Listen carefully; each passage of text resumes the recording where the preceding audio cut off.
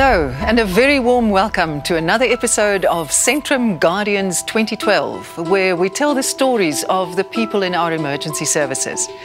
You may not have thought of them as guardians, but that's what they are. They look after us when we most in need. We're looking for the Centrum Guardian of the Year 2012, and it's up to you to vote and determine who will be honoured with that title. Who inspires you to live life at 100%? Vote for that team or individual and make sure they go through to the finals. In this episode, a medical rescuer and a firefighter both have to face the unknown. Guys, can you ask? Hello? I actually thought that the guys were going to die. My first thought was, please let them be alive when I get there. Pretty much right then and there I knew that it was a time game.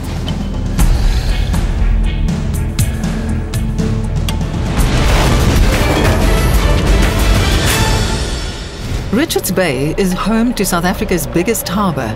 80 million tonnes of cargo pass through this port each year. Along with the international trade comes the challenge of stowaways. The problem is that it costs the owners a lot of money to get them off their vessel. About $60,000 per stowaway for them to get the stowaways repatriated back to their home countries. Searching for stowaways is a specialised game. I manage a team of guys that come onto the vessels and we search for stowaways using little Jack Russell Terriers. The teams search the deepest, darkest recesses of the hold. Hidden dangers lurk in dark corners. Given the ships that we have here, they'll take out wood chips. This is a wood chip ship. Seemingly innocuous, but potentially deadly. It's actually deceptive because they're just chips of wood. But once they're in a confined space or enclosed hold, they give off toxic gases. They're highly asphyxiant. In other words, they suffocate the body. March the 15th was just another routine check on a wood chip ship.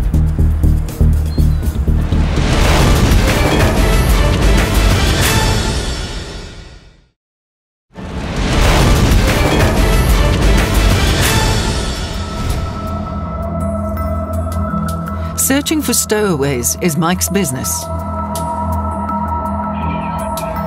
It was just another day, just another wood chip ship. I was actually working on the port side of the vessel along with two other guys, and then I just heard them screaming. Then I ran across to see what was happening. And then I just saw two guys in the bottom of the hold, at the bottom of the ladder. The men were part of the stowaway search team. Because what had happened was Mark had passed out and Marion went in to go and try and help him. And then he also succumbed to the same gases inside the hold. You know, I didn't think that emergency services would get there in time. And I was expecting the worst. Paramedic Richard Scoten was off duty at the time. But luckily I know Richard from church. I managed to get hold of him through our pastor. Immediately I was kind of wondering what confined spaces there were on the ship, and knowing how these guys search the ships, my first thought was, please let them be alive when I get there. And then Richard came up onto the vessel. He had ropes and gear with him. I immediately knew it was going to be technical, and I immediately knew I was going to have to stretch myself. I was relieved that he was there, but then when I saw him put in on the oxygen tank that the crew guys had used, I got quite concerned. I mean, he was using the same oxygen bottle that these guys had also passed out with. The tank had about 8 minutes of air. Made the decision that 8 minutes is more than enough time to get in and out there, and if I'm going to be down there for 8 minutes, I'm going to be in trouble anyway. The fermented wood chips release extremely toxic gases. They're highly asphyxiant. In other words, they suffocate the body. The longer these people are down there breathing that in, the less chance we're going to have of actually saving their lives. So it was that moment of know and go. Put it into the Lord's hands and said, here we go. With only 8 minutes of air and no backup, this was a high-risk task. I knew what I was getting into, and in a way it was that moment of, okay, there's somebody down there that needs me. To save time, Richard rigged a single safety rope. He planned to use that one lifeline to haul up the victims. Decision that I'd made before I went down into the hole.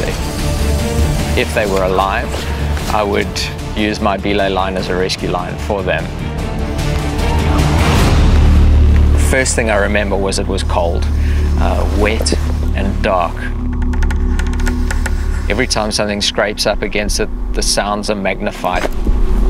I heard grunting sounds from underneath where the victim was fighting for breath, and almost, you know, like, I don't know, being separated from anything alive. Felt like a forever. He knew it was a time game. I knew they probably had less than 4 minutes left. They probably had already used up their 4 minutes of usable sort of oxygen left in the body after you stop breathing. Richard untied his safety rope and transferred it to the first victim. Okay, untying the belay line is my lifeline to the top of the hole. It put my life totally, wholly and solely in my own hands at that moment. Something went wrong and I became unconscious. They would have no way of pulling me out of that manhole. Crew on deck hauled the first victim to safety. Richard was now on his own. At that stage, I started to try and untangle the second victim. The man had no pulse.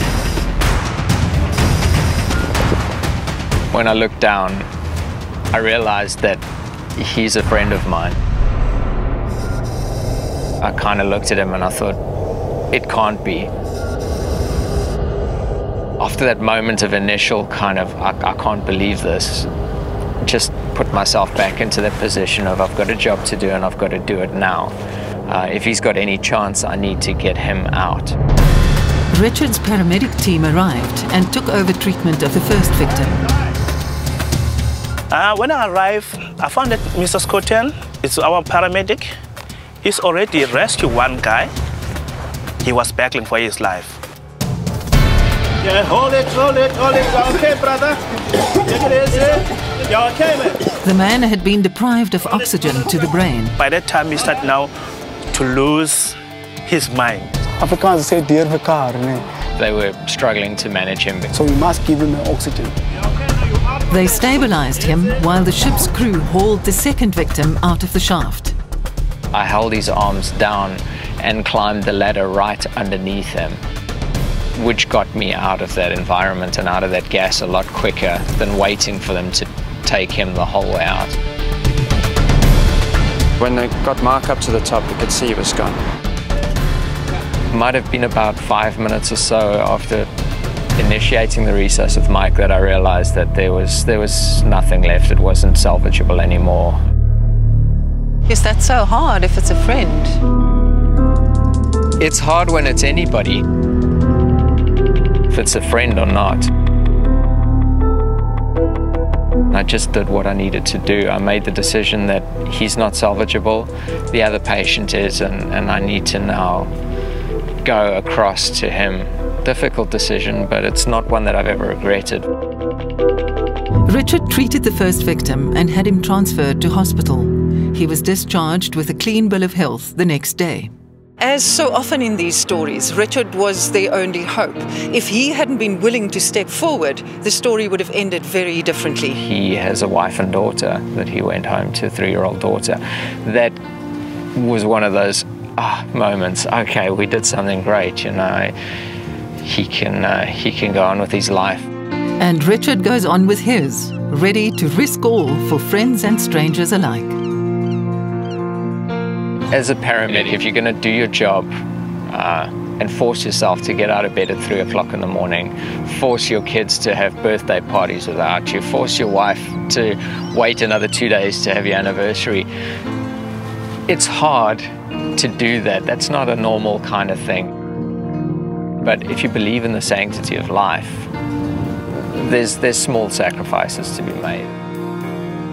If you would like Richard to take the title Centrum Guardian of the Year 2012, vote for him now.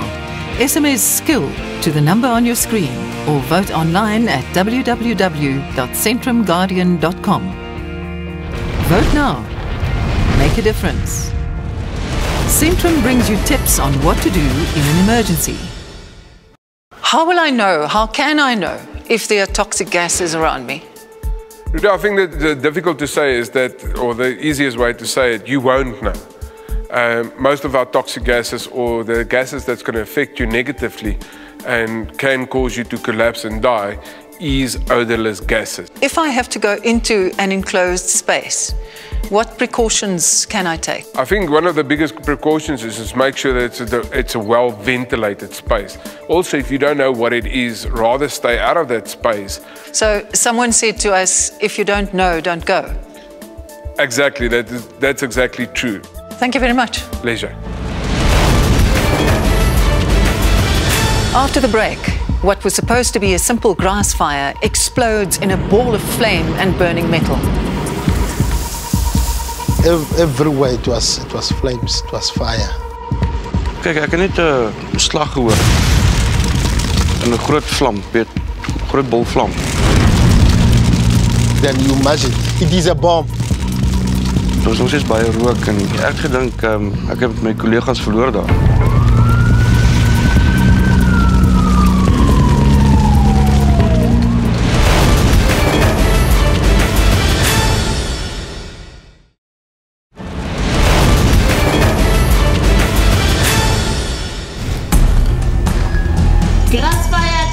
Late one afternoon in December last year, a team from Vereniging was called out to a grass fire on a small holding nearby.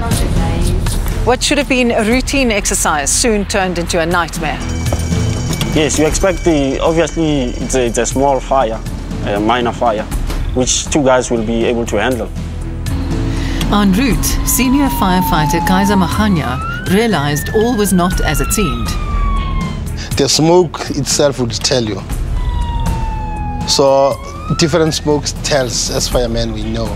So that was a black plume. A scrapyard surrounded by pine trees was ablaze. Unfortunately, it was not grass fire as it was reported. Kaiser called for backup and went in to assess the hazards. Fortunately, the owner was there.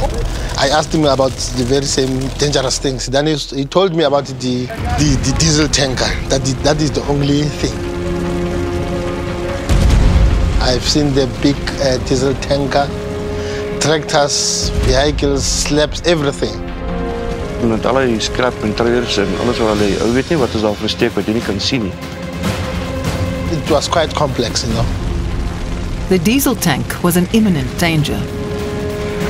Because now I knew that we need to cool that thing down, otherwise it might explode. Incident Commander Fani Solignani split the team in two. One group went in to cool the diesel tank and the other was assigned to sweeping the area. Kaiser and Mahlaba were busy with the sweeping. Sweeping means they are extinguishing small fires behind us. It was to make sure the small flames have been put off so that they could concentrate on the bigger tank. The firefighters focused on cooling the tank, assured that the yard was clear of other combustible risks. The flames were already almost above, catching trees, you know. Heat, it was unbearable, I must tell you. When we were still busy, and that is where my partner said we should at least have water, because it was not that much drainage where I was, it was hot. The man managing the water tank was Benny van der Walt. Ja, ek is basies die een wat voorsien, wat moet seker maak dat daar genoeg water is. En as ek dit sien, kan ek dit vir die ouens sê, hoor jy het hier gemis, jy het daar gemis, kyk daar is 'n gevaar. In that moment, Benny noticed a possible danger. Wel, ek het nader geloop na die toekies wat ek voorgesien het, hulle gewys nie, daar's nog 'n boom wat brand, wat hulle gemis het. They had also missed something far more lethal.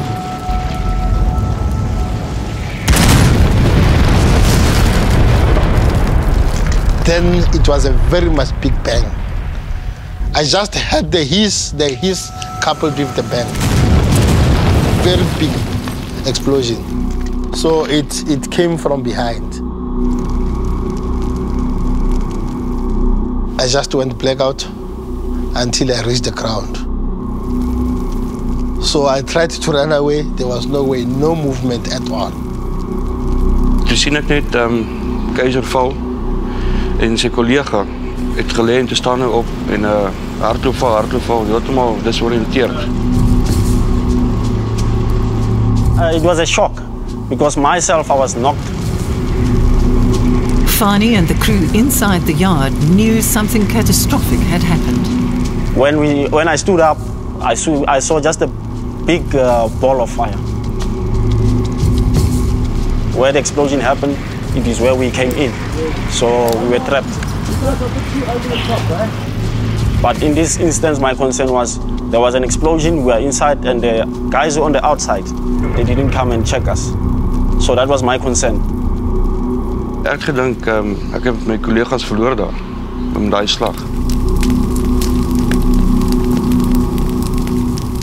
Benny van der Walt ran into the blaze for Keizer. En toe ek by hom kom, het hom gevra, maar hy was semi-conscious geweest. Sê net, toe vra ek hom, kan jy opstaan, kan jy my help, dat ek jou uitkry? Want ek het nog steeds in die agtergrond gehoor, 'n ander silinder wat besig is om te rapture. Toe sien hy kan nie, want hy het 'n brandpyn in sy rug, weet hy kan nie, hy is seer. We continued with the firefighting, not knowing what has happened on the other side. You're right. En jy dink jy daaraan, jy moet hom uitkry. Jy moet jou kollega uitkry, want die grond brand hom. Ja, hy was besig om te brand. And when he came to me, he wanted to hold me nice. I said, no, just by the neck, move.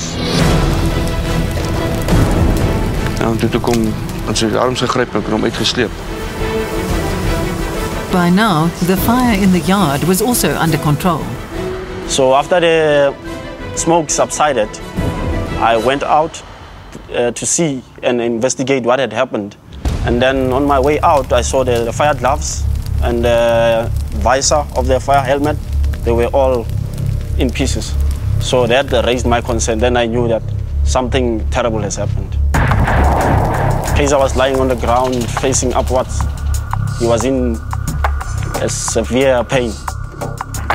Keizer had a broken scapula and a punctured lung and was immediately treated for smoke inhalation. If Benny didn't come for me, I don't think he would have survived. Maar gewoonlik, jy gaan in. Dis die werk wat jy moet doen.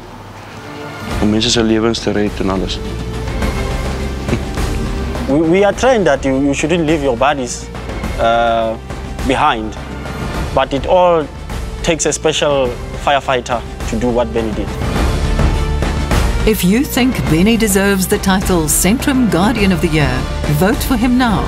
SMS the word instinct to the number on your screen or go to www.centrumguardian.com. Vote now. Make a difference. Centrum brings you tips on what to do in an emergency. What are the most important things that I have to remember if I have gas cylinders and I cook with gas, for example, in my home? Make sure that it starts properly. There are no leaks. Open the windows for gas to escape if there are leaks. Just explain clearly, please, how do you check for a leak? From the cylinder and the gauge, there's a hose that is connected that goes through the stove. You check the leak with the soap. You put a soap in the water, make a foam, take a brush, just wipe the hose, then you see the leak. And if you say, make sure it's properly stored, what does that mean? You don't store it near the appliances, electric appliances, near the stove or on top of the stove. And if it's outside in the shade, in a cage, empties and full ones separately? Yes. Empty cylinders are just as dangerous as full ones? Yes. They are so dangerous. And I suppose return your empty cylinders, don't sit with it. You don't sit with it. So close it properly every time. Yes. Make sure that it doesn't leak. If you smell gas, open the windows. Yes. Store it outside in the shade, in an open with no grass, etc., growing around it. Around it. And return your empties. Yes.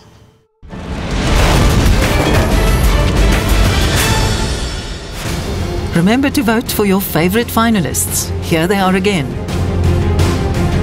Paramedic Richard Scoten went into a dark hold on a wood chip ship to rescue workers who had collapsed in a toxic shaft.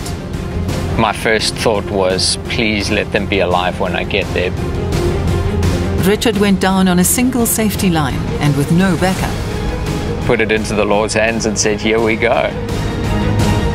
He had only 8 minutes of usable oxygen, 8 minutes in which to complete a difficult rescue. It was a time game. With the help of the ship's crew on deck, he managed to bring the unresponsive men to the surface. His backup crew arrived in time to stabilize the victim and get him to safety. Okay, hold it. You're okay, brother? Take it easy. You're okay, man?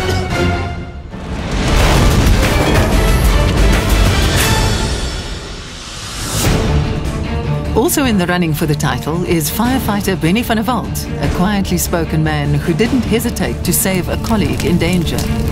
Kijk, ek het net 'n slag gehoor. En 'n groot vlam, groot bolvlam. Then you imagine, it is a bomb. Benny ran directly into an inferno to find Kaiser Mahanya and drag him to safety.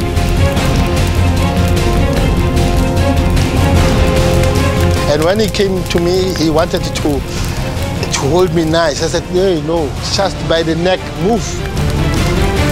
Without Benny's brave action, Kaiser would have died in the blaze.